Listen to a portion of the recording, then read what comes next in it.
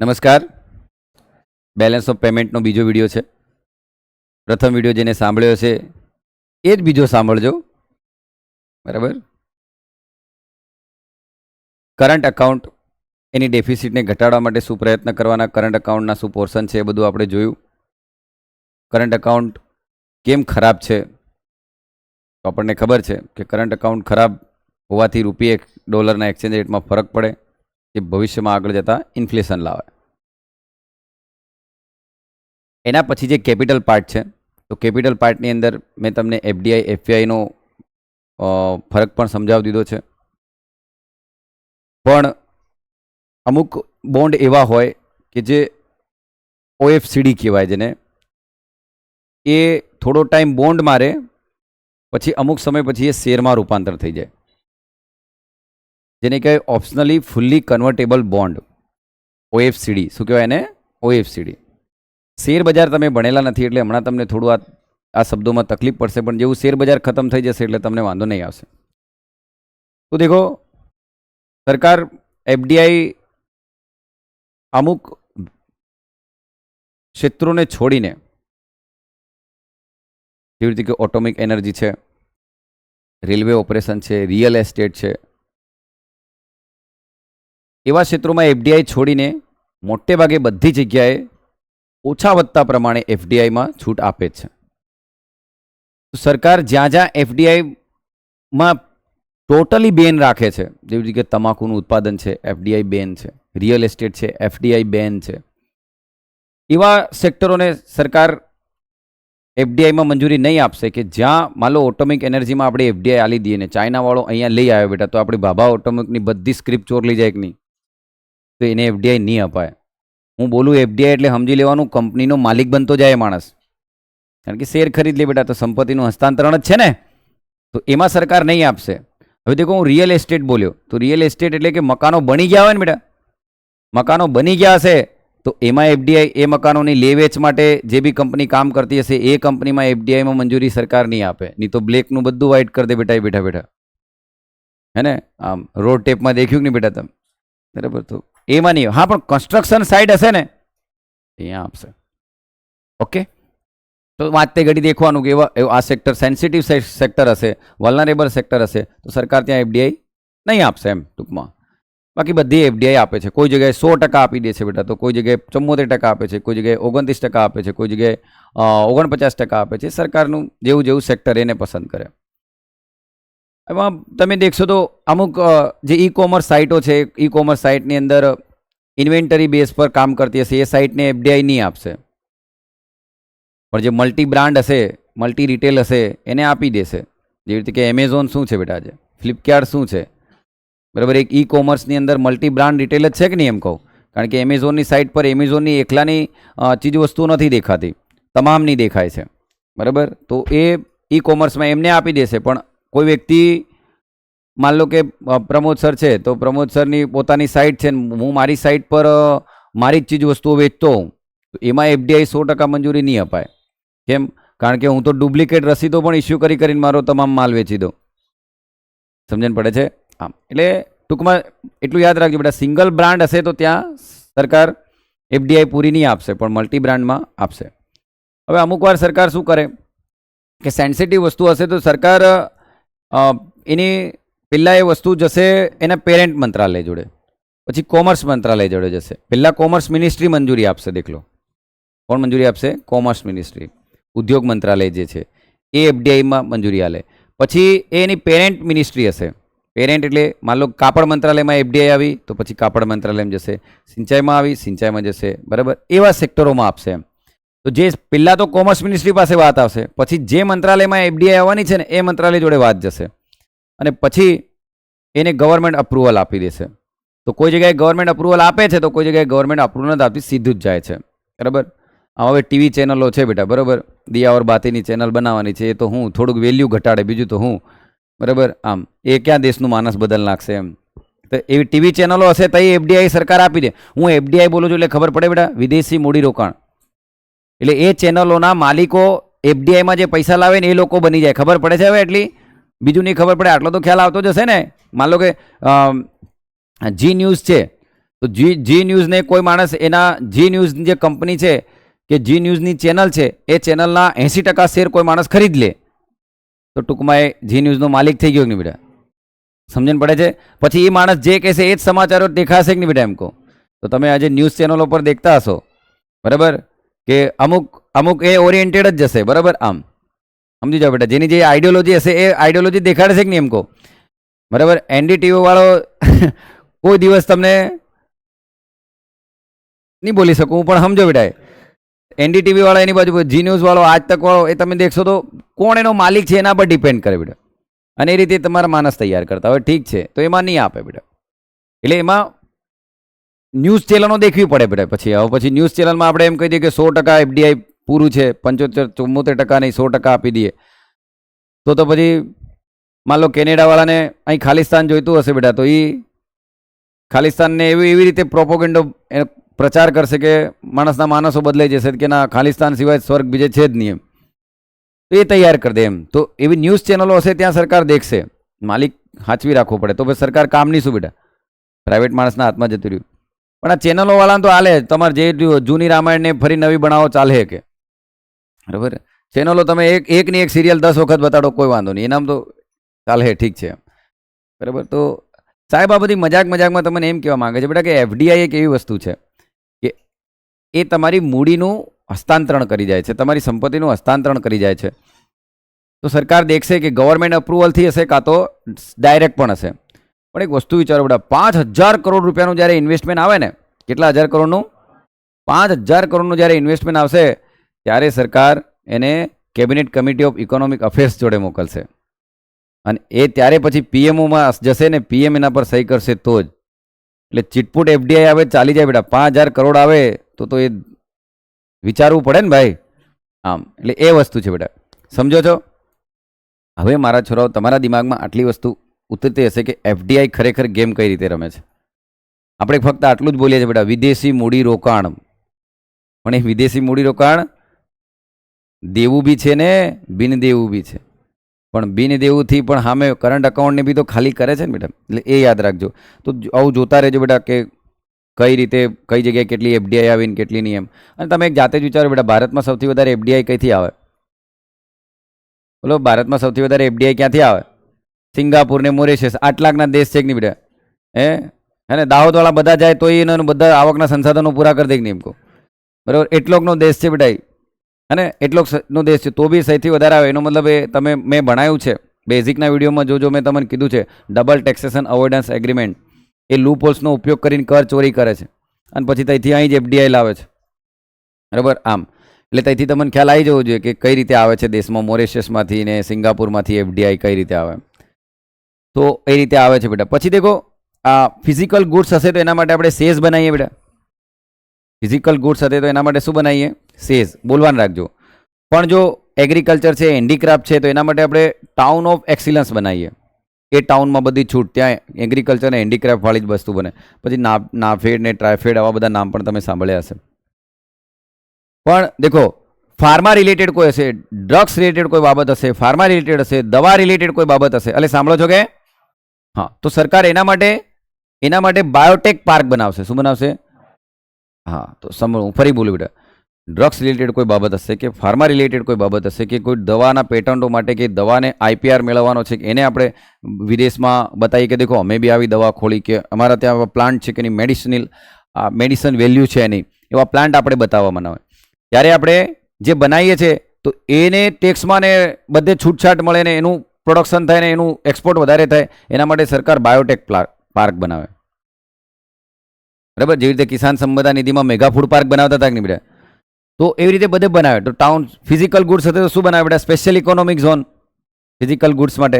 અને એગ્રીકલ્ચર એના માટે ટાઉન ઓફ એક્સલન્સ બનાવે, બરાબર. અને આઈટી સર્વિસ જે હશે એ બધા માટે શું બનાવશે? સોફ્ટવેર ટેકનોલોજી ને એવું બધું બનાવે. પણ બેટા જ્યારે વીમાની વાત આવે, કોની વાત આવે બેટા? દેખ લો, જ્યારે વીમાની વાત આવે, ઇન્સ્યોરન્સની વાત આવે, બરાબર, ઇન્સ્યોરન્સની વાત આવે, પેન્શનની વાત આવે, કોની વાત આવે બેટા? બોલો.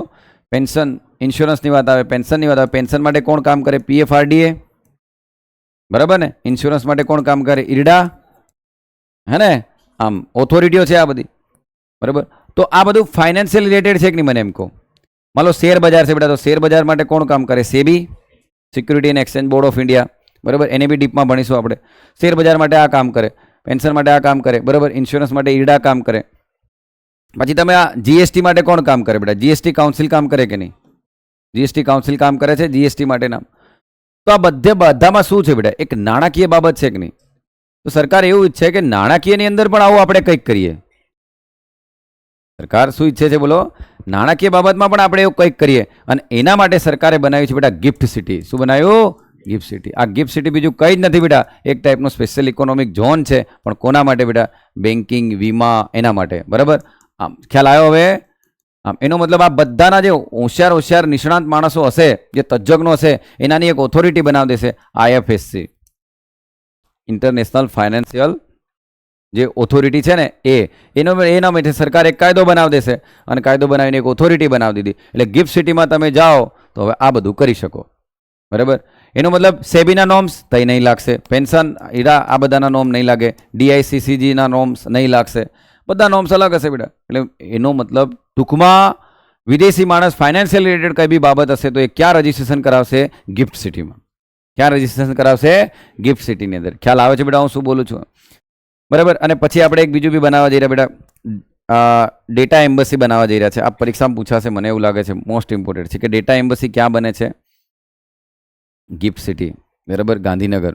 બરાબર, ડેટા એમ્બસી. આપણા જેટલા બી ડેટા રહે ને એ અહીં રહેવા જોઈએ, વિદેશમાં નહીં જવા જોઈએ. હે ને? સાચી વાત છે ને? કારણ કે આજે એટલું બી આપણે મલ્ટીનેશનલ કંપનીઓ ના ઉપયોગ કરીએ છીએ, તે આપણો તમામ ડેટા ક્યાં છે? આજે એમના સર્વર પર જ છે કે નહીં બેટા? એટલે ડેટા એમ્બસી બનાવવાનું એ બધી વાતો થાય છે. ક્લિયર બેટા? તો દેખો, ટૂંકમાં આ બધું સમજ્યા બાદ તમને હવે એટલો ખ્યાલ આવ્યો છે કે સરકાર જે પ્રયત્નો બધા કરી રહી છે એ પ્રયત્નોની અંદર હવે અતિશય એફડીઆઈ એફપીઆઈ આવી જાય તો શું થાય? અતિશય એફડીઆઈ એફપીઆઈ આવી જાય તો શું થાય? આ સવાલ થાય કે નહીં બેટા આપણને? હા, તો ચાલો બેટા દેખ લો. આ લગભગ તમને મેં બેઝિકમાં પણ ભણાવેલું છે, પણ અહીં સમજવાનો પ્રયત્ન કરજો બેટા. અતિશય એફડીઆઈ એફપીઆઈ આવે તો ફ્રી ફ્લો ઓર કેપિટલ કહેવાય કે નહીં બેટા? ફ્રી ફ્લો ઓફ કેપિટલ કહેવાય. ઓકે, અતિશય એફડીઆઈ એફઆઈ હશે એનો મતલબ એવો થયો કે ફ્રી ફ્લો ઓફ કેપિટલ છે. એનો મતલબ માર્કેટમાં, ભારતના માર્કેટની અંદર કોણ વધારે આવી રહ્યું બેટા? Very good. ભારતના માર્કેટમાં કોણ વધારે આવી રહ્યું? અહીં છો. ભારતના માર્કેટમાં કોણ વધારે આવે છે? ડોલર. Very good. એનો મતલબ બેટા જો જે વસ્તુ વધતી જાય તો એની શું થતી જાય? કિંમત ઘટતી જાય. એનો મતલબ એવો થયો એક સમય પર $1 5 રૂપિયા મળતો હતો કે નહીં બેટા? આજે $1 કેટલા મળતો જશે? 4 રૂપિયા. ધ્યાનથી સાંભળવાનો પ્રયત્ન કરજો બેટા. હો આમ. અને હવે નહીં સમજણ પડે તો જયરામજી કે એના પાછલા વિડીયો સાંભળેલા હશે તો આને વધારે ખબર પડશે. $1 5 રૂપિયાની જગ્યાએ $1 કેટલાનો થઈ જાય? 4 રૂપિયાનો. આવું કેમ બન્યું? માર્કેટમાં કોણ વધારે આવી ગયું?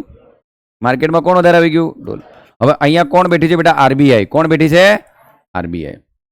હવે દેખ લો, રૂપી ડોલરના એક્સચેન્જ રેટમાં ફેરફાર થાય એ તો ફેરફાર બેટા ઇમ્પોર્ટ એક્સપોર્ટના લીધે જ થતો હશે. બરાબર. હવે હું એવું નહીં ભણાવવા જાઉં બેટા કે અંગ્રેજો હતા ત્યારે આપણો એક્સચેન્જ રેટ શું હતો, પછી ભારત આઝાદ થયો એના પછી એક્સચેન્જ રેટ શું છે. બરાબર. 1971માં માન લો ગોલ્ડવાળી સિસ્ટમ અમેરિકાની ફેલ થઈ ગઈ. બરાબર, ટ્રિફિનના કહેવાથી કે ભાઈ આ નહીં ચાલે લાંબો ટાઈમ. તો એ બધા હું નથી પડતો બેટા, કે ફિક્સ એક્સચેન્જ રેટ કે ફ્લોટિંગ એક્સચેન્જ રેટ એ બધું હું નહીં સમજાવું. બેઝિક હતું, એમાં તમારે જોઈ લેવાનું. પણ હવે દેખો બેટા, એક્સચેન્જ રેટમાં ફેરફાર થવાનું મેઇન રીઝન શું હશે બેટા? ઇમ્પોર્ટ અને એક્સપોર્ટ. બરાબર. અથવા તમારા દેશમાં કેવો ફ્લો, નાણાકીય પ્રવાહ વિદેશી કરન્સીઓનો કે ફોરેન કરન્સીઓનો કેવો આવે છે એના બેઝ પર છે. બરાબર. તમે એક્સપોર્ટ વધારે કરતા હશો બેટા તો આ પ્રૂફ શું થતું હશે? તમારું ચલણ મજબૂત જ થતું હશે કે નહીં એમ કહો? બરાબર. આમ પણ તમે સામેથી જ કહી દીધું કે ચાલો ભાઈ અમારે તો આયાત સસ્તી કરવાથી અમે અમારું ચલણ તમારી સામે અવમૂલ્યન કરી દઈએ. એક્સપોર્ટ અવમૂલ્યન કરવાથી શું થાય બેટા ખબર છે ને તમને? એક્સપોર્ટ વધે ને બેટા, તો ભારતે એક્સપોર્ટ વધારવું હતું એટલે જાણી જોઈને પોતાનું ચલણ 1991-92 કેવું કરી દીધું? 17 થી 19% ઘટાડી દીધું. કારણ કે એ ઘડી તમે શું કર્યું હતું? એલપીજી રિફોર્મ ને બીજું શું કર્યું હતું? તમે કોની જોડે ભીખ માંગવા ગયા હતા બેટા? સોરી, આવું નહીં કેવું છે. હા, પણ ગયા હતા આઈએમએફ જોડે ગયા હતા કે નહીં બેટા એમ કહો? તો એ ઘડી આઈએમએફ જોડે જઈને આપણે પૈસા લાવ્યા તો ખુદ આપણે જ આપણું ચલણ કેવું કર્યું? ડિવેલ્યુએશન કર્યું બેટા, અવમૂલ્યન કર્યું, થોડી નિકાસ થાય એના સારું એમ. બરાબર. પણ દેખ લો બેટા, $1 5 રૂપિયાની જગ્યાએ $1 4 રૂપિયા થઈ જાય તો એનો મતલબ તો એવો થયો કે સાહેબ એક સમય પર આનો મતલબ આને હું આગળ આમ ગણું તો આને આમ કહી શકું બેટા કે ₹1, અહીંયા હું આમ ગણું તો ₹1 બરાબર 1/5 કહેવાય બેટા. સમજો, ધ્યાનથી સાંભળવાનો પ્રયત્ન કરજો. ₹1 બરાબર 1/5 કહેવાય બેટા. ₹1 બરાબર અહીંયા $0.20 કહેવાય કે નહીં? ફરીથી એકવાર બેટા ધ્યાનથી સમજવાનો પ્રયત્ન કરજો કે સાહેબ $1 ₹5 હતા, $1 ₹4 થયા. કેમ થયા? કારણ કે માર્કેટમાં કોણ છે બેટા? ડોલર વધી ગયું. એનો મતલબ આપણી ગરજ ઘટી ગઈ ડોલરને લેવાની. જ્યારે ઘણા ડોલરો પડ્યા માર્કેટમાં એમ કે તારા જેવા ઘણા એમ, બરાબર? તો બરાબર, તો આ $1 5 કેટલા થઈ ગયા બેટા? 1/4. એનો મતલબ એક સમય પર ₹5 લઈને $1 લેતા હતા, આજે ₹4 લઈને રહ્યા. આમ તો દેખ લો, તો $1 બરાબર બેટા $0.20 થયું. ચાલો અહીંયા તમે દેખશો બેટા, તો $1 બરાબર શું થાય? 1/4 થાય કે નહીં? એનો મતલબ $0.25 થાય બેટા. કેટલું થાય? જલ્દી બોલો. $0.25 થયું. હવે સમજવાનો પ્રયત્ન કરો કે સાહેબે આવું કેમ કર્યું હશે. અહીંયા તમે એટલું દેખ્યું કે $1 બરાબર $0.20 અને અહીંયા થઈ ગયું $1 બરાબર $0.25. સાહેબ આના પરથી તમે શું તારણ કાઢો? આના પરથી હું એવું તારણ કાઢું કે મારો રૂપિયો એક સમય પર ડોલરની સામે 0.20 હતો, આજે મારો રૂપિયો ડોલરની સામે 0.25 છે. એનો મતલબ એવો થયો કે મારા દેશની જે લોકલ કરન્સી હતી એ કરન્સી આ ફોરેન કરન્સી સામે એક સમય પર 0.20 જેટલી હતી, આજે કેટલી થઈ ગઈ? 0.25. તો શું થયું બેટા? તમારી કરન્સી મજબૂત થઈ કે નહીં? એનો મતલબ મારી કરન્સી કેવી થઈ? મજબૂત. અને મારી કરન્સી મજબૂત હશે બેટા તો ઇમ્પોર્ટ સસ્તું હશે કે નહીં? મારી કરન્સી મજબૂત છે, બરાબર? એનો મતલબ મારી કરન્સી મજબૂત હોય એનાથી સાબિત શું થાય? તમારી કરન્સી સ્ટ્રોંગ છે. અહીંયા ઇન્ફ્લેશન નથી કાઉન્ટ કરવાનું, બરાબર? અહીંયા ઇન્ફ્લેશન કાઉન્ટ નથી કરવાનું વસ્તુઓનું સેવાનું, પણ હમણાં ઇન્ફ્લેશન છે જ નહીં એવી કન્ડિશન વિચારો. તો અહીંયા તમે શું કરી રહ્યા બેટા? આનાથી તમે શું બોલી રહ્યા ખબર? આને બોલતા શીખો બેટા. એક સમય પર મારો $1 $0.20 ને ખરીદ શકતો હતો, પણ આજે મારો $1 $0.25 ને ખરીદી રહ્યો. એનો મતલબ કોણ મજબૂત થઈ ગયો બેટા? રૂપિયો મજબૂત થઈ ગયો. કોણ મજબૂત થયો? રૂપિયો. તો કોણ સસ્તો થઈ ગયો બેટા? ડોલર. કોણ સસ્તો થઈ ગયો? ડોલર. હવે મજા છે બેટા, દેખ લો. એક વસ્તુ વિચારજો. હવે ધ્યાન થયો બેટા, એ રેડી. ડોલર કોણ મજબૂત થયો બેટા? બોલજો. કોણ મજબૂત થયો? ઓકે હા ને. ચાલો, બહારથી હું આયાત કરું છું બેટા. બહારથી હું શું કરું છું? આયાત કરું છું. ઓકે, $100 છે કે નહીં બેટા? કેટલા છે? ભાવ કેટલો છે? બહારથી આયાત કરું છું, સામે હું શું આપું છું બેટા? $100 ને. શું આપું છું? $100. બોલો, આને મારે $100 કરવા હોય શું કરવું પડે? આને $100 કરવા હોય તો આને 100 વડે ગુણું, આને 100 વડે ગુણું એમ કરું? હજુ નહીં સમજ્યા? દેખો, હજુ અહીં સમજવાનો પ્રયત્ન કરો બેટા. દેખો, આના કરતાં આમ સમજવાનો પ્રયત્ન કરો. અહીંયા હું આવું બોલી શકું, ધ્યાનથી 10 મિનિટ ધ્યાનથી સાંભળજો બેટા. અહીંયા હું આવું બોલી શકું કે મારા દેશની લોકલ કરન્સી ફોરેન કરન્સી એક સમય પર $0.20 હતી, આજે કેટલી થઈ ગઈ બેટા? 0.25. આનાથી એટલું સાબિત થાય કે હું એક સમય પર ફોરેન કરન્સીની આટલી ક્વોન્ટિટી ખરીદી શકતો હતો, આજે હું આટલી ક્વોન્ટિટી ખરીદી શકું છું. એનો મતલબ મેં વધારે ક્વોન્ટિટી ખરીદી કે નહીં બેટા? મેં વધારે ક્વોન્ટિટી ખરીદી, એનો મતલબ મારું ચલણનું મૂલ્યવર્ધન થયું કે નહીં? મારા ચલણનું એપ્રિસિએશન થયું કે નહીં? બોલો બેટા, મારા ચલણનું શું થયું? બોલો, એપ્રિસિએશન થયું. મારા ચલણનું શું થયું? એપ્રિસિએશન. હવે હા મળજો બેટા, મારે $100 કરવા છે, બરાબર? તો હું આને દેખો 100 ભાગ્યા 0.25 કરું બેટા, બરાબર? તો 100 ઉપર 100 જાય બેટા, છેદમાં 25. આને ઉડાવું, કેટલું થયું બેટા? બોલો, 400. ચાલો, 100 ભાગ્યા 0.20 કરું બેટા, બોલો, તો 100 ગુણ્યા 100 છેદમાં 20 ઉડાય બેટા, બોલો કેટલું થયું? શું શીખ્યા બેટા આનાથી? બોલો, આનાથી શીખ્યા શું તમે? એમ કહું, તમારે હાલવાના $100 સામેવાળાને કેટલા હાલવાના હતા? આયાત કરો છો કે નિકાસ કરો છો? આયાત કરો છો. હવે દેખ લો, તમને એટલી ખબર છે કે તમારું ચલણ કેવું થાય બેટા? મજબૂત થાય તો તમને શું મોંઘી પડે બેટા? મજા કોને આવે બોલો? ઇમ્પોર્ટરને. મજા કોને આવે? ઇમ્પોર્ટરને. કેમ કેમ ઇમ્પોર્ટરને મજા આવે? કારણ કે એ ઇમ્પોર્ટ કરશે તો એને સામે શું હાલવાનું બેટા બોલો? શું હાલવાનું? હા, તો અહીં દેખો 500 વધારે કે 400? 500. તો એને કેટલા હાલવા પડી રહ્યા બેટા? આના પ્રમાણે તમે દેખો 0.25 પ્રમાણે એને કેટલા હાલવા પડી રહ્યા બોલો? 400. અને અહીં કેટલા છે? 500. તે માણસને 400 હાલવા પડી રહ્યા કે નહીં બેટા? એમ કહો ટૂંકમાં સમજો બેટા. એટલે અને આ બધું કંઈ તમારે યાદ નથી રાખવાનું, પરીક્ષામાં હું દોરવા નથી, પણ હું તમને શીખવાડું, એમ દિમાગમાં છપાઈ જાય કે અચ્છા મારું ચલણ મજબૂત બન્યું. એનો મતલબ હું ઇમ્પોર્ટ સસ્તી થઈ જાય કે નહીં બેટા? મને એમ કહો. બરાબર, ઇમ્પોર્ટ સસ્તી થઈ જાય કે નહીં બોલો? તો કોણ મોંઘી થઈ જાય બેટા? એક્સપોર્ટ. કોણ મોંઘી થઈ જાય? એક્સપોર્ટ. બે હાથે એકને તો ખુશ રાખી નહીં શકાય. બરાબર, નહીં સમજ્યા? બરાબર, બે હાથે એક તો ખુશ રહે નહીં બેટા. એક તો દુઃખી જ રહેવાનો, કાં તો ઇમ્પોર્ટર દુઃખી કાં તો એક્સપોર્ટર દુઃખી. મજાની વાત તો હવે છે બેટા. અહીં દેખજો બેટા, દેખો હું આ એટલો કોમ્પ્લિકેટેડ છે ને બેટા કે તમે જ્યારે નીર અને રીર ભણશો ને અડધી દુનિયાને ખબર નથી પડતી આમાં. તો અચ્છા, તમે હવે એટલું શીખી ગયા કે સાહેબ હા મને એટલો જરૂર ખ્યાલ આવી ગયો કે સાહેબ હવે મને એટલો ખ્યાલ આવી ગયો. જોજો બેટા, એ રેડી સાહેબ મને એટલો જરૂર ખ્યાલ આવી ગયો. હું એક વાક્ય હજુ બોલું છું બેટા, દેખજો હું એક વાક્ય હજુ બોલું છું. એક્સચેન્જ રેટ 5 થી કેટલો થયો હતો બેટા? જલ્દી બોલજો. એક્સચેન્જ રેટ 5 થી કેટલો થયો હતો? એનો મતલબ મારો એક્સચેન્જ રેટ શરૂઆતમાં 5 હતો, હવે મારો એક્સચેન્જ રેટ કેટલો થયો? 4. જ્યારે એક્સચેન્જ રેટ ઘટે જે બી વિદેશી ચલણ સામે, જ્યારે એક્સચેન્જ રેટ ઘટે જે બી વિદેશી ચલણ સાથે લોકલ ચલણ, એનો મતલબ લોકલ ચલણ મારું રૂપિયો, વિદેશી ચલણ મારું ડોલર. એનો મતલબ જ્યારે એક્સચેન્જ રેટ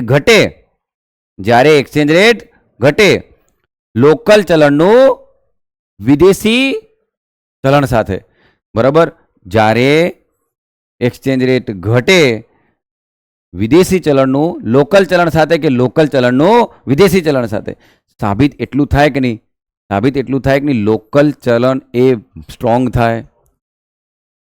લોકલ ચલણ એ શું થાય બેટા? સ્ટ્રોંગ થાય. અચ્છા સાહેબ, એનો મતલબ એક્સચેન્જ રેટ ઘટ્યો તો લોકલ કરન્સી સ્ટ્રોંગ થાય કે નહીં બેટા? એમ કહો. જે બી લોકલ કરન્સી હશે, લોકલ કરન્સી કેવી થશે બેટા? સ્ટ્રોંગ. અને જેવી લોકલ કરન્સી સ્ટ્રોંગ થશે બેટા તો ઇમ્પોર્ટ સસ્તું થઈ જાય કે નહીં બોલો? બરાબર, પણ એક્સપોર્ટ મોંઘું થઈ જાય કે નહીં બોલો? એક્સપોર્ટ મોંઘું થઈ જાય બેટા, હા કે ના બોલો? હે ને? એક્સપોર્ટ મોંઘું થઈ જાય. હવે એક વસ્તુ વિચારો બેટા, તમે જાતે વિચારો. ચાલો હું હમણાં એક ઉદાહરણ તમને આમ આલું કે ચાલો એક ડોલરના 50 રૂપિયા હતા બેટા અને $1 70. ચાલો આ છે બેટા. બરાબર, મારે ઇમ્પોર્ટ કરવાનું છે. મારે શું કરવાનું છે બેટા? ઇમ્પોર્ટ કરવાનું છે. બરાબર, $500 એક પેકેટ બહારથી ઇમ્પોર્ટ કરવાનું છે. હું ઇમ્પોર્ટ કરું બહાર, એને મારે કેટલા રૂપિયા આલવાના બેટા બોલો? $500. બહાર માર્કેટમાં, ઇન્ડિયા બહાર એક વસ્તુ $500 છે, એ મારે લાવવાની છે ઇન્ડિયામાં. કેટલા ડોલર આલવાના છે? હમણાં ભાવ શું ચાલી રહ્યો બેટા? 50 ચાલી રહ્યો. બરાબર, મારે $500 કરવા આન જોડે 500 ગુણવા પડે. તો આન જોડે 500 ગુણું, બરાબર, કેટલા હજાર આલવા પડે બેટા બોલો? 50,000 આલવા પડે ને? હા કે ના બોલો? 25,000 હાલવા પડે ને? હા હાલવા પડે. હો દેખજો હવે બેટા, આને $500 ભાવ તો બહાર $500 જ છે કે? તો આને $500 કરવા બેટા, આન જોડે 500 ગુણું મારે કેટલા હાલવા પડે બોલો? હવે દેખ લો બેટા, જ્યારે 50 સાંભળજો, જ્યારે 50 કેટલા થયા? 70. એક સમય પર $500 વસ્તુ ખરીદતી ઘડી હું કેટલા હાલતો હતો? 25,000. હવે કેટલા હાલી રહ્યો? તો આ મારા ચલણનું શું થયું બેટા? અવમૂલ્યન થયું કે નહીં? મારું ચલણ સસ્તું થયું કે નહીં? મારું ચલણ કેવું થયું? સસ્તું થયું. તો સસ્તું કરું છું, જ્યારે મારું ચલણ સસ્તું થાય છે તો મને શું મોંઘું પડે બેટા? ઇમ્પોર્ટ. અને સ્ટ્રોંગ થાય તો ઇમ્પોર્ટ સસ્તું થાય. એક્સપોર્ટ વાળાને દેખો, આમાં એક્સપોર્ટ વાળાને મજા આવશે ને બેટા, પણ ઇમ્પોર્ટ વાળાને તકલીફ થશે. આ જ કન્ડિશન હમણાં આમથી આમ થતી જતી તો બરાબર, આમ થતી તો પતી જતું બેટા. કેમ? કારણ કે તમે 70 થી કઈ બાજુ 50 તરફ ગયા એટલે તમારું ચલણ કેવું થઈ ગયું બેટા? મજબૂત થઈ ગયું. ખ્યાલ આવે છે? હવે દિમાગમાં ઉતાર દો બેટા. બરાબર, પણ હું આને કેમ વધારે પ્રિફર કરું છું ખબર? મને નીર અને રીર ભણાવવામાં મજા આવશે. બરાબર, આને હું એટલે વધારે સમજાવવાનો પ્રયત્ન કરું કારણ કે જ્યારે એક્સચેન્જ રેટ ઘટે, બરાબર, એનો મતલબ જ્યારે એક્સચેન્જ રેટ ઘટે તો લોકલ કરન્સી કેવી થઈ જાય બેટા? સ્ટ્રોંગ થાય. એક્સચેન્જ રેટ ઘટે તો લોકલ કરન્સી કેવી થાય? સ્ટ્રોંગ થાય. અને લોકલ કરન્સી સ્ટ્રોંગ થાય તો ઇમ્પોર્ટ કેવું થાય? સસ્તું થાય. આટલું દિમાગમાં યાદ રાખવાનું. પણ દેખ લો બેટા, જ્યારે એક્સચેન્જ રેટ વધે, જ્યારે દેખો અહીંથી આમ આવો તો વધે એમ કહેવાય કે નહીં? જ્યારે જ્યારે જ્યારે એક્સચેન્જ રેટ વધે તો લોકલ કરન્સી કેવી થાય બેટા? વીક થાય. લોકલ કરન્સી કેવી થઈ? વીક. બરાબર. તો પછી ઇમ્પોર્ટ મોંઘું થઈ ગયું. એક્સપોર્ટને મજા છે કે નહીં બેટા? અહીં તો વધારે પૈસા મળવાના કે નહીં એમ કહું? ક્વોન્ટિટી તો એટલી ને એટલી જ વેચવાનો છે કે નહીં એમ કહું? આટલું દિમાગમાં ઉતાર્યા બાદ હવે હું તમને કહું, હવે દેખ લો સાહેબ શું સમજાવવા જાય છે. હવે દેખજો બેટા, એનો મતલબ સાહેબ માર્કેટમાં આવ્યું ડોલર. માર્કેટમાં કોણ આવ્યું બેટા? બોલો. Free flow capital FDI FPI dollar વધી ગયું બેટા. એનો મતલબ $1 ₹5 જગ્યાએ $1 કેટલા થઈ ગયા? બોલો. હાઉ ધ જોશ? $1 ₹5 કેટલા થઈ ગયા બેટા? ₹4. બોલો કોને મજા છે બેટા? બોલો. ઇમ્પોર્ટર. બરાબર. કોને મજા નથી બેટા? બોલો. એક્સપોર્ટર. બરાબર. અને એક્સપોર્ટ નહીં થશે બેટા તો જતે દાડે વધારે દેખો થોડું થોડું તો ચાલે બેટા, માણસ મેનેજ કરી લે. બરાબર હે ને? આમ થોડું ચાલે બેટા. 4 મહિના સુધી વાત નહીં કરે તો તકલીફ થાય ને બેટા. હે તો અતિશય વધી જાય કે ઘટી જાય તો તું નુકસાન ને. આમ પણ થોડું ઘણું ચાલે એમ ચલવી લેવાનું એમ. Let go. શું કહેવાય બેટા? Let go.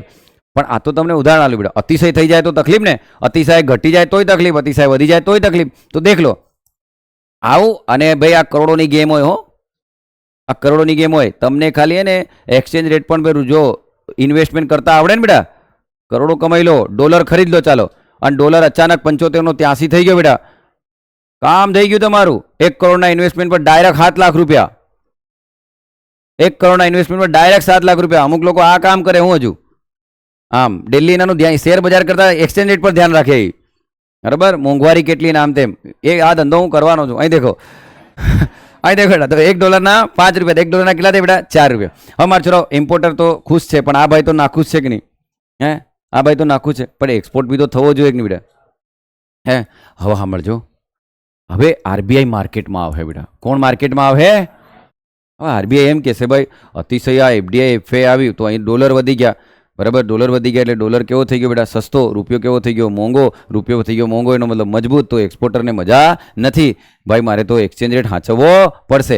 તમે જ મન કહો બેટા, અહીં ડોલર વધારે છે કે નહીં? અહીં વધારે ડોલર છે ને. આરબીઆઈ શું કહે ખબર? પોતાની જોડે ડોલર લઈ ગઈ અને આરબીઆઈ અહીં શું હાલ દીધો બેટા? રૂપિયો. ચાલો ફરી પાછો ડિમાન્ડ સપ્લાય કમ્પ્લીટ થઈ ગયું. હા મજા છે. હવે અહીં દેખજો ડોલર તો એને પાસે લઈ લીધા. એને કોને લીધા? ડોલર વધારે હતા તો લઈ લીધા બેટા. ચાલો વધારે લીધા એટલે પછી ઇક્વિલિબ્રિયમ આવી ગયું, સંતુલન આવી ગયું. ચાલો ડોલર રૂપિયો કમ્પ્લીટ ચાલી રહ્યો. મજાની વાત તો હવે છે. જો બેટા એ રેડી સાહેબ. માર્કેટમાં રૂપિયો તો આવ્યો કે, પણ રૂપિયો તો ભારતનું ચલણ છે. માર્કેટમાં તો રૂપિયો ચાલશે. ભારતના વિસ્તારના, ભારતના અર્થતંત્રમાં તો રૂપિયો ચાલવાનો છે. તો કોઈ પણ ચીજ વસ્તુની ખરીદી કરવી હોય તો ડોલર થોડી ચાલે તઈ તો કોણ ચાલે? રૂપિયો ચાલશે. બરાબર. પણ આ રૂપિયો અહીં આવ્યો કે નહીં? ડોલર લીધો તો આ તો આરબીઆઈના ફોરેક્સ રિઝર્વમાં આવી ગયો કે નહીં? બરાબર. વિદેશી મુદ્રા ભંડારમાં આવી ગયો ને બેટા. ફોરેક્સ રિઝર્વમાં પડ્યો છે. રૂપિયો માર્કેટમાં આવ્યો. હવે સાંભળજો એ રેડી.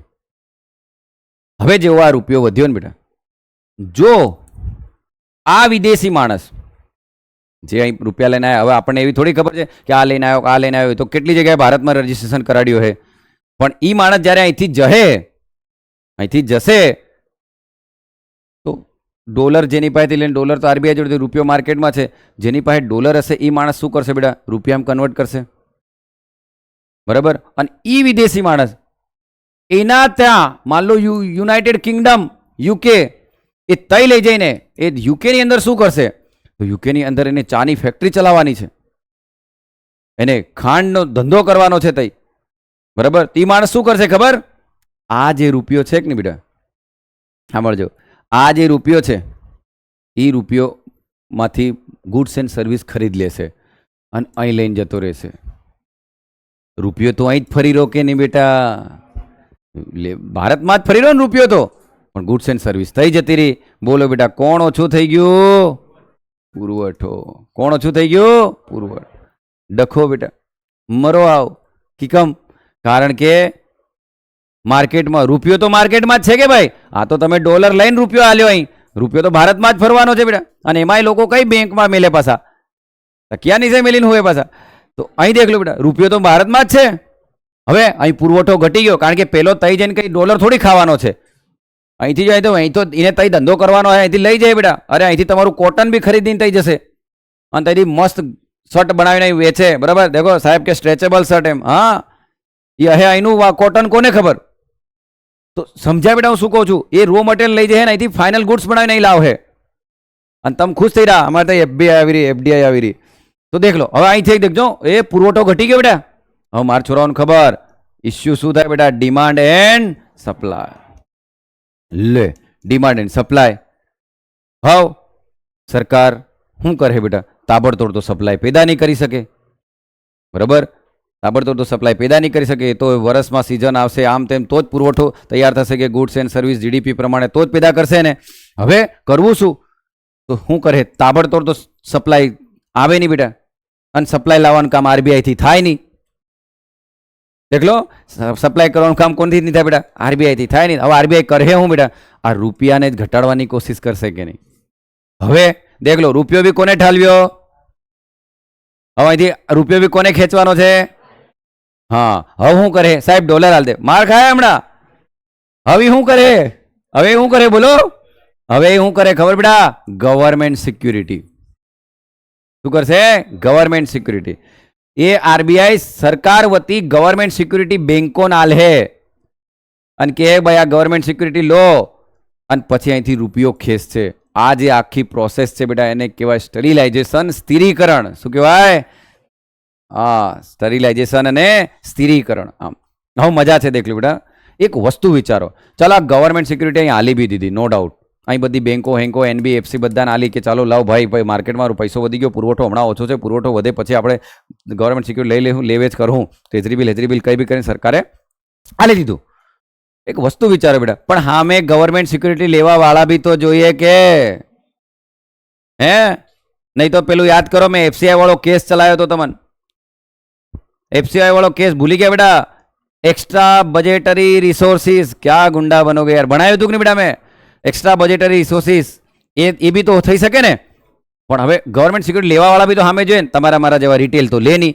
બેંક બી કે ના ભાઈ રેવા દે, અમારા વ્યાજમાં લોન ચાલી રહી, નહીં લે. બરાબર, સરકારી બેંકો કદાચ લે, પ્રાઇવેટ બેંકો તો એકદમ નહીં બી લે બેટા. બરાબર, તો આ બધું કમર્શિયલ બેંકો નહીં બી લે. તો આલવા કઈ, તો ચાલો માન લો અહીં માર્કેટમાં હતા 6000, પણ કઈ બી કેમ તેમ સરકારે કીધું ભાઈ લઈ લો રે, તો 4000 રૂપિયા ખેંચી લીધા અહીં. બરાબર, અને ગવર્મેન્ટ સિક્યુરિટી આલી દીધી. ઓકે, પણ માર્કેટમાં તો બી 2000 તો રહી જ ગયા કે નહીં બેટા એમ કહો. અને આ અહીંયા પાછી અપવાદ, સમાંતર ઇકોનોમી તો નથી જ, આ લીગલ ઇકોનોમી. દેખ લો, આપણે તો પાછી સમાંતર ઇકોનોમી જ ચાલે. બરાબર, આમ સાહેબ ના હું તો સમાંતર ઇકોનોમી માનતો જ નથી. રેવા દે, અહીં જઈને તું પાણી પકોડી ખાય, પાણી પકોડી વાળાનું કયા દાડે બેંકમાં અકાઉન્ટ હોય, એ સમાંતર ઇકોનોમી જ છે. હો બરાબર, અમુક કાંદા વેચવા આવ્યા અહીં ઠક્કર બાપાની બાજુ ઊભા હે, એની પાસેથી કાંદા લઈ જાઓ, એ કયા દાડે એનું અકાઉન્ટ હે.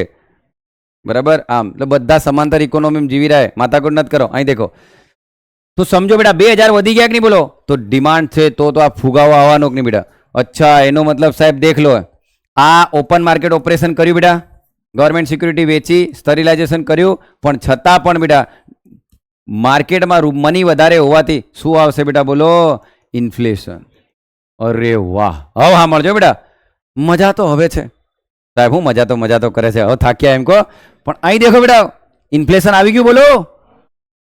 સાહેબે એક પ્રી કન્ડિશન કીધી હતી, જ્યારે $1 4 રૂપિયામાંથી $1 5 રૂપિયા થાય તો ભારતીય ચલણ નબળું બને. એક્સપોર્ટરને મજા છે, પણ કન્ડિશન હતી કે ઇન્ફ્લેશન હોવું જોઈએ નહીં.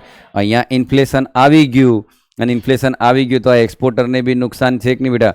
એના માટે જ આપણે ભણવું પડે બેટા નીર અને રીર. એના માટે જ આપણે શું ભણવું પડે, નીર અને રીર. દિમાગમાં વસ્તુ ઉતરે છે ખરી બેટા. એટલે આરબીઆઈ બિચારી ટેન્શનમાં. દેખ લો, આરબીઆઈ કેમ ટેન્શનમાં, આરબીઆઈ આમ ઊભી છે. Free flow capital FDI FI આવી રહ્યું, હવે એનું બી હેન્ડલિંગ આરબીઆઈ કરવાનું. કેમ કે વધારે હોય તો પોતાના ફોરેક્સ રિઝર્વમાં મેળવાનું, બરાબર. આમ બેલેન્સ ઓફ પેમેન્ટને ઝીરો બનાવવાનું કામ એ જ કરે, બરાબર. માન લો અહીંથી ગયા બેટા 50 રૂપિયા અને આયા 100 રૂપિયા, બરાબર. તો 50 હોવાનું માત બાકી કરીને બેલેન્સ ઓફ પેમેન્ટ ઝીરો બનાવવા માટે કોઈક વાર ફોરેક્સ રિઝર્વ મૂકશે, કાં તો કોઈક વાર આપશે, એમ જ કરશે ને. અને હું તો કહું મોટે ભાગે અહીંથી ઉઠાવીને ફોરેક્સ રિઝર્વમાં જ મૂક્યા હશે કે નહીં એને, બરાબર. કારણ કે અહીંથી જવા કરતાં આયા વધારે હે બેટા, બરાબર. તો એ કામ આરબીઆઈએ કર્યું હશે. તો એફડીઆઈ ફેર હાંચવાનું કામ બી કરી રહ્યું બેટા. અને એના લીધે માર્કેટમાં શું આવી રહ્યું બેટા, રૂપી ડોલર એક્સચેન્જ રેટમાં ફરક પડી રહ્યો કે નહીં. તો એના હારું બી માર્કેટમાં કોને આવી પડી રહ્યું બેટા, આરબીઆઈ. એ બધું થયા બાદ છેલ્લે ઇન્ફ્લેશન આવી જાય બેટા. તો ઇન્ફ્લેશનને બી ટાર્ગેટ કરવાનું કામ છેલ્લે મોનેટરી પોલિસી +or -4 2 કેકની બેટા એમ કહું. તો 2 થી 6 વચ્ચે હાંચવાનું કામ બી એનું છે કે નહીં એમ. પછી આરબીઆઈ વાળા કેક નહીં બેટા, હમસે નહીં હો પાએગા, બરાબર. થાકે આ તમારા જેવું સાહેબ. હમણાં પોલીસની ભરતી આવી ગઈ, ફોરેસ્ટમાં જાઉં, પોલીસમાં જાઉં, તલાટીની તૈયારી કર્યું, આની કર્યું, એકે નહીં કરે ઢંગથી. પણ આરબીઆઈએ કર્યું બેટા. આરબીઆઈએ કંઈ નહીં કીધું, એક્સચેન્જ રેટ સાચવ્યો. આરબીઆઈ શું સાચવ્યો બેટા, એક્સચેન્જ રેટ સાચવ્યો. આરબીઆઈ શું સાચવ્યો બોલો, એક્સચેન્જ રેટ. ફુગાવાનું જે થવું એ થાય, ફુગાવો તો ફુગાવો છે, બરાબર. પણ હચવાઈ ગયા બેટા, આપણે બચી ગયા. સમજો, અતિશય એફડીઆઈ એફઆઈ આવવાથી નુકસાન તો છે જ. બીજી એક વાત બેટા, આપણે કરંટ અકાઉન્ટમાં ફૂલ્લી કન્વર્ટેબલ છીએ. કરંટ અકાઉન્ટમાં તમારે જેટલા લાવવા લઈ જવા બધું જે કરવું એ છે, ફૂલ્લી કન્વર્ટેબલ છે. કેપિટલ અકાઉન્ટમાં નથી, યાદ રાખજો. કેપિટલમાં નથી. કેપિટલમાં હોય તો બધા એફડીઆઈ એફઆઈ પૂરું આવી જાય ને બેટા. પણ સાહેબ આપી શકીએ ખરા આપણે? હા, આપી શકાય બેટા, આપી શકાય પૂરું. પણ પહેલાં આપણી ફિસ્કલ ડેફિસિટ ઓછી હોવી જોઈએ. દેશની જીડીપીનો ગ્રોથ સારો હોવો જોઈએ. દેશમાં ફોરેક્સ રિઝર્વ આરબીઆઈ જોડે એટલું પડ્યું હોવું જોઈએ કે 6 મહિના સુધી સાચવી શકે દેશને. તો તમે ફૂલ્લી આવવા દો. પણ બેટા જ્યારે દેશની અંદર ટોટલ સ્કિલ પર્સનો હશે, તમામ સેક્ટરની અંદર કામ કરનારા લોકો કમ્પ્લીટ હશે, તો આપણે બેટા બધા એફડીઆઈ એફઆઈ વાળાને આપીને તો જ એક વૈશ્વિક લેવલે કોમ્પિટિશનને સ્પર્ધામાં ચાલી શકીએ કે નહીં એમ કહો. તો તમે બધી છૂટછાટ આપી શકો, બાકી આપી શકાય નહીં, બરાબર. નહીં તો આપણે દક્ષિણ એશિયાના દેશોની થઈ હતી, પશ્ચિમ દક્ષિણ એશિયાના દેશોની જે હાલત થઈ હતી એવી આપણી હાલત થાય, બરાબર. આમ દેખો, મેઇન વસ્તુ ઇન્ફ્લેશન છે. તમે હમણાં ઝિમ્બાબ્વેનો કેસ દેખો, બહુ ખરાબ હાલત થઈ. શ્રીલંકાની હાલત દેખો બેટા, કેટલી ખરાબ હાલત થઈ શ્રીલંકાની હમણાં 6 મહિના પહેલાં જ, બરાબર. આમ આ છે દેશની ઇકોનોમી, બરાબર. બેલેન્સ ઓફ પેમેન્ટનો બીજો વિડીયો અહીંયા ખતમ છે. હવે એક જ વિડીયો બાકી છે અને બેલેન્સ ઓફ પેમેન્ટ આપણે પૂરું કરીશું. જય હિન્દ.